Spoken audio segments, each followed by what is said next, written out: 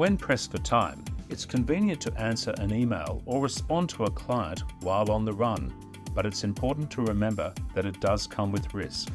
Host Julian Morrow chatted with Cathryn Urquhart last year about the practicalities of working outside the office and what all solicitors need to be aware of when doing so, flagging risks and tips that are increasingly relevant in practice today. Welcome to Risk on Air. I'm Julian Morrow, and today we're discussing work on the run, why working anywhere can be risky. And we're joined by Cathryn Urquhart, who's trained and worked as a lawyer, but also spent a long time working in facilitating risk management for lawyers. And Cathryn is currently the facilitator of legal practice management at the College of Law in Western Australia. Cathryn, welcome to Risk on Air. Thank you, Julian. Thanks for having me. It's great to have you, and it's appropriate that we are having this conversation over Zoom because you are indeed working on the run at the moment at an undisclosed location. Oh, I can disclose. I'm in Canggu and I'm able to work up here and squeeze in a few yoga classes. Well, we're all very jealous, but for lawyers, practicing lawyers working anywhere, there are some real challenges. Let's start with the basics, Cathryn. What do you mean when we refer to working on the run? Julian, I've been around for a while. I was admitted back last century, and I remember when you only did work sitting at your desk in an office of the law firm that you worked for. That was pretty much it. And in some places, taking home physical files was prohibited because of the risk of losing them. So when I think of working on the run in 2023, I'm really thinking of a situation where you are working somewhere other than your desk. And these days, your desk might be in an office, but it may also well be the desk that you have at home or in some kind of designated co-working space or the client's offices. People do work in lots of different places. So I think that the starting point is you're not working on the go when you are sitting at a desk, wherever that might be. And if you are not at that desk and you're working somewhere else, that's where I mean by you're working on the go. As soon as you've moved away from that desk, that physical place, that's when the risks start to go up because you don't have your tools of trade around you. You don't have the things that you use every day to keep your file notes. You don't have your full systems available to you. You don't often have a door that you can close so that people can't hear your conversations. The minute you move away from that desk, whatever that looks like to you in 2023, I think that's where the risk starts happening.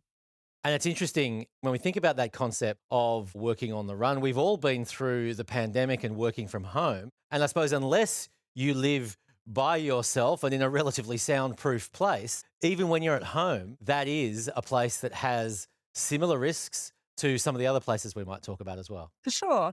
I remember my daughter and her boyfriend were sharing a very small apartment during one of our lockdowns in Western Australia, which admittedly weren't that long. But she and her boyfriend had to talk about what they could do to share an apartment because he was a lawyer and she was a lawyer. They had one table that they shared.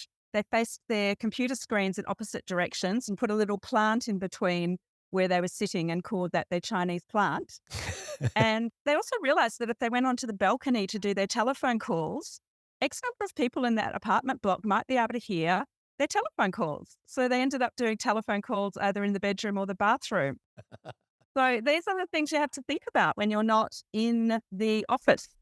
And let's talk about some of the risk issues that come with working outside the office. Obviously, confidentiality is one that you've alluded to already. Maybe you could talk us through that and also some of the places where we might think that things are confidential, but you can't really be sure.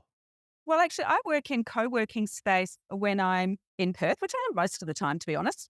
And I have already there experienced listening to a number of conversations that lawyers are having with their clients. And look, to be fair, I'm not eavesdropping. I just happen to be sitting in a place where I'm doing some work and a metre or so away from me, a lawyer is having a conversation with their client. I remember one day hearing the intimate details of somebody's marital breakdown, which frankly I didn't want to hear. But it was a bit concerning to me because that is a conversation that should really take place in a room where there is a door and no one else is listening. And I just don't think that that lawyer really gave a lot of thought to the fact that they were meeting a client. And aside from what you could hear, you could see that this person was having a meeting with the lawyer. And then you could hear a lot of the conversation. So I don't think that having meetings in co-working spaces or extend that out to coffee shops or Lifts. lifts. I just don't think it's a good idea because that is breach of confidentiality. And also, let's just say as well, I don't think that that client consented to that situation. I don't think that there would have been a conversation around that. I think that the client might have just thought, oh, is this what we all do these days? Like we just have these kind of casual catch-ups. But it's not up to the client to make a decision about what is appropriate. It's up to the lawyer to be keeping front of mind their duty to their client to maintain confidence. That's really interesting because we've all got devices that mean we can be contacted anywhere and any time. And sometimes it's very tempting to, just answer the phone even though you weren't really thinking of yourself as being at work. And I suppose it's probably not a bad thing to make clear the circumstances in which you're speaking, but I take that point that you're making, which is it's still the lawyer's duty to preserve the confidentiality no matter what. I don't know about you, Julian, even if it's not work related, if I take a telephone call in the car, I'm usually very quick to tell the person on the other end whether or not I've got others in the car. Like my children are grown up now, so luckily I don't have to ferry them around very often.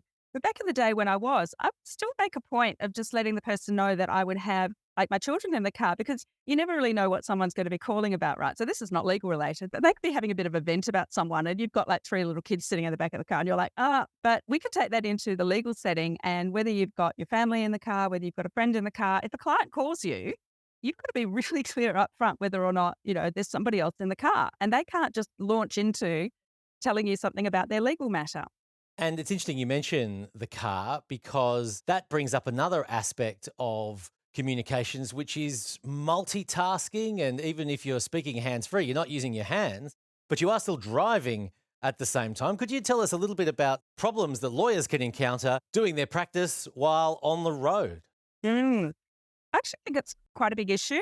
A lot of the time when I'm in person and doing training and I ask people about who works in their car, people shake their head and they look away and they don't know what I'm talking about. And I look back at them and I'm like, seriously, you all work in your car?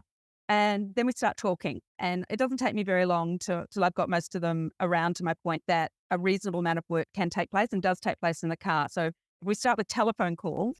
Depending on what arrangements you have set up with your client, whether they have your mobile number, whether they feel free to call you at any time, etc., it may well be that they call you when you're driving. Now, as the lawyer, before we even get on to legal risk, I think it's important to talk about risk and personal risk and safety. And I'm not going to start quoting any science, Julian, but there is science to say that we as humans can't really multitask. So then let's just believe that that's true and think about the fact that if you are driving, that is one task that takes up mind space. And if you're on a telephone call with someone, that is another task that also takes up mind space, particularly if it is a client call that relates to something, fairly substantial. It's not just the client calling you to tell you that they're going to be a bit late. So there's 2 tasks. Now, if you are concentrating fully on the telephone call, the science would then say that you're not really concentrating on the driving. Now, that's not good in the context of safety. But if you are concentrating on the driving, then the science would say you're not really concentrating on the telephone call, which is not good from your professional perspective, because I think the client, particularly if they're getting billed, would like your full attention. Now, people would say to me, Cathryn, it's okay. I just do the telephone calls between the office and going home. I drive that way twice a day, 5 times a week. It's all fine. And I'm like, we know driving is about being ready for the danger. So if you do that same trip over and over and over again and nothing ever changes, then sure, that's fine. But that's not what safe driving's about. And I suppose it's worth clarifying at this point, Cathryn, that I'm certainly not driving currently, and I don't think you are either. So we have full focus on our conversation about the risk issues of working on the run. But Cathryn, are you really saying that you should never take legal work calls when you're driving? I don't really think that's for me to say. I think at the end of the day, people make their own decisions about what's appropriate for them. I think what I'd really like as a takeaway is that there's an awareness that you do need to have a think about what is appropriate for you, what is appropriate given your clients and the kind of work you do and how you might be traveling. So what is, if I give an example, I remember doing a training session with a team of lawyers, and one of the most senior people in the room actually gave an example here. And he said that He commutes, I don't know, half an hour to an hour each morning and each afternoon. And he has rules for himself. And these are his rules. He says that he will take telephone calls or make telephone calls in the morning on his way from home to work. He will not do the kind of telephone calls that are going to go for 5, 10, 15 minutes, anything that's kind of substantial. He won't do that, but he will do some telephone calls on his way to work. He makes a very conscious decision to sit down at his desk when he arrives at work and make file notes for each of those calls, and does that straight away while he can still remember the content of the call. He then told his team that he pretty much never does telephone calls in the car on the way home from work at the end of the day for a couple of reasons. He said that after a full day at work, he's tired. He's not got the capacity to really be able to concentrate on the call and the driving. He doesn't think it's safe. And also the driving conditions in the late afternoon tend to be a little bit more difficult than what they are in the morning. So he doesn't think that it's appropriate from a work perspective or from a safety perspective to be doing telephone calls. And I thought that that was a very good set of rules that he'd had set up for himself. Yes, very interesting, and shows that he really has thought through the implications of something that can sort of take you by surprise when someone just calls. And, there might be exceptional circumstances where things differ, but good to have practices that minimize those risks that we're talking about. I suppose we started, Cathryn, talking about confidentiality risks and people listening in. These days, there's more than one type of listening in, and it's not always humans either. Could we talk a little bit about technology for recording and listening devices, I suppose you could call them, to make them sound even more sinister, and maybe use that to bridge into a discussion about what are the technology and cybersecurity issues that we need to be particularly aware of if we're working on the run? So I might stay with the car scenario. Without being an expert on electronic cars and the new breed of cars that are coming through, it's pretty clear, if you've ever been in a Tesla or some other vehicle like that, that the car likes to get to know you. I was in a friend's Tesla a while back and I said that I would put some music on. So I plugged my phone into the system. And as I was doing it, it occurred to me that that Tesla now, Yes. well, not just that car, but Tesla now knows who I am and potentially could be accessing my phone. I don't have a lot of confidential information on my phone. I'm not currently practicing as a lawyer. I don't have a practice certificate. But then as I thought about it, I thought, well, if you only have one phone as a lawyer and you're using that phone for work and for private, and then you're using that phone to link into your car's system, potentially there is a possibility of the car and then the business that runs that car being able to access data that's on your phone.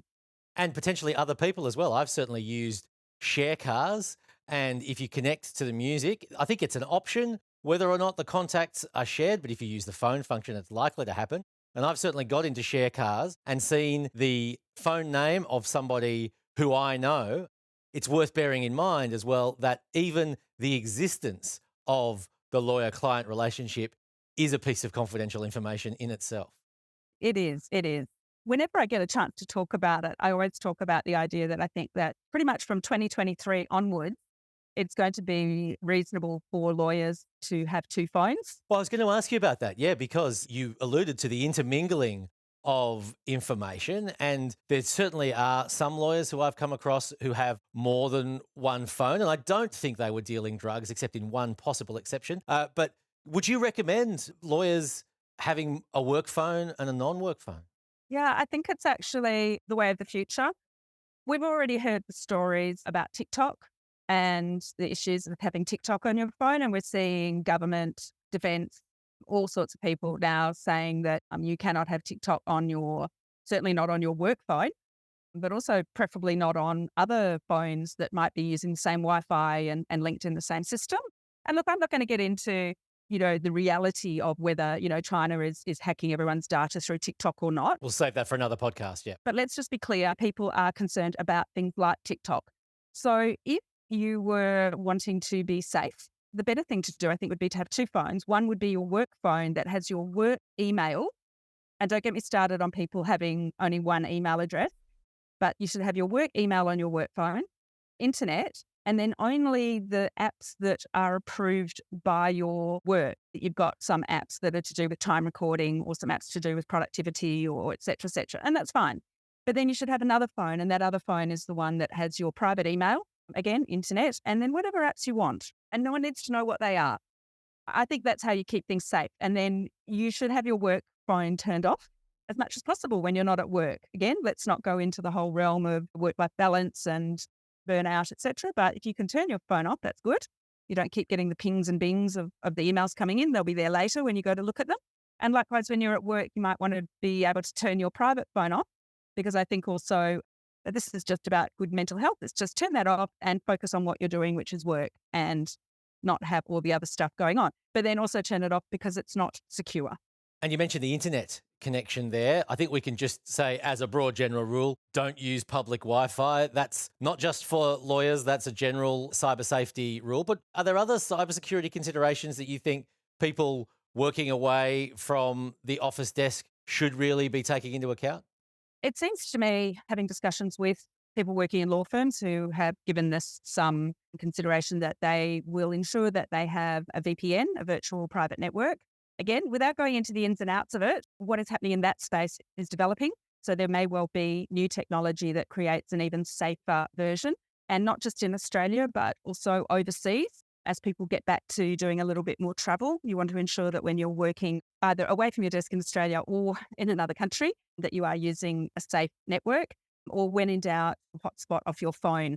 But don't use Westfield or the airport or anything that just kind of pops up that looks handy because it's free and you don't need a password.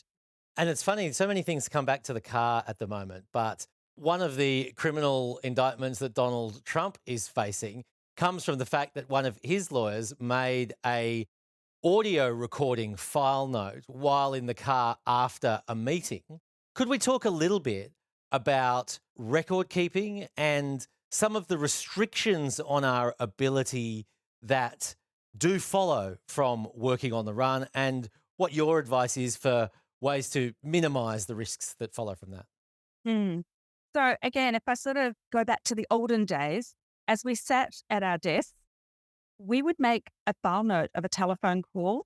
We would make notes of the things that we were doing. If we were sitting in a meeting with a client, we would make notes, and those handwritten notes would get put onto the file straight away. So best case is to do a contemporaneous file note, because when you are in the moment, your ability to recall is, let's say, 100%, or maybe a little bit less, but let's say 100%. As time goes by, if you don't do the file note contemporaneously, as time goes by, your ability to recall diminishes. Again, if I don't need to go into a lot of science, but there is this graph that I love referring to called the Ettinghouse forgetting curve. You can Google it if you wanted to see what I'm talking about. I think everyone can understand that from a human perspective, that your ability to recall goes down over time. And then I think also you could factor into that if you were doing multiple telephone calls, that would also impact on your ability to be able to make a good file note. Because if you do five-minute telephone calls, what is the likelihood that when you sit down at your desk, each of those file notes will be 100% accurate? So that's probably the first thing to have a think about, is whether if you're doing your file notes later, is that impacting on their reliability? Then the second thing to think about is, if you are going to be doing file notes contemporaneously, what does that look like? And I have heard people tell me that they have set up through their phone the ability to dictate their file notes, and whether that's a dictate to text mechanism or whether it's something that is dictated and then sent to someone who might type them up later. Either way, I think that is okay, that you are recording something contemporaneously. And I've also heard people tell me that after the telephone call in the car, that they will pull the car over to the side of the road, stop, which is always good, and then send an email to themselves. Or I've even had people tell me that they ring themselves and leave a message. So they're still thinking about trying to capture what was in the telephone call as soon as possible after it takes place. Now, Cathryn, we've mentioned the phones a few times, and I suppose with all technology, they can be a blessing and a curse. What are some of the issues that you'd like to draw our attention to when you're working on a different device from the thing you might use as your main device, your desktop or laptop computer in the office? Are there particular things to be aware of there? I think that, lawyers do a lot of work on their phone. And the minute you've moved away from your desk and you are, so let's stick with reading emails on your phone, I think that does give rise to some risk. I think the first point, and a bit of an overarching point, is if you are reading email on your phone, chances are you're not sitting at your desk. You're somewhere else. You're at your kids' assembly, or you're standing in the line at the coffee shop, or you're, walking down the street. And in those kind of situations, you're in a situation where you're much more likely to be distracted. And therefore, it's not ideal for reading and concentrating. So I think that's kind of the first point. The second is when you are reading emails on your phone, the fact that you are on your phone and not looking at them on a larger screen, and that the device, the phone, has less functionality than a computer or a laptop is also an issue. So, aside from the fact that you can't really see very much on a screen, it's smaller and the text is formatted a different way, there's lots of other things that come up. You potentially can't see or download or read various attachments. Certainly difficult to open them and be reading them at the same time as the email. If you are responding to a message, your phone can do all kinds of fun stuff with autocorrect. Yeah, or reply all instead of reply to one. Yeah.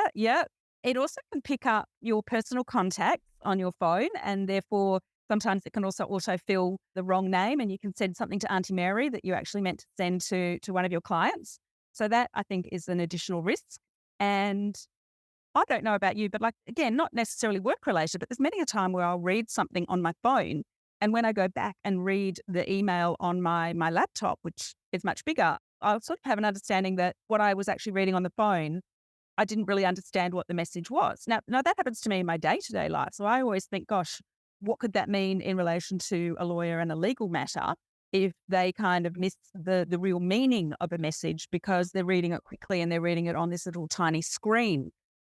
And someone just brought up an issue with the other day as well, which was if you do get an email and you go to reply to it or click on a link, you may actually be clicking on something that's a phishing email, because you lose that capacity to kind of be able to check the email address and see whether it's the actual email address of the person or whether it's that gobbledygook, which you can do quite easily when you're on your computer or your laptop. Yes.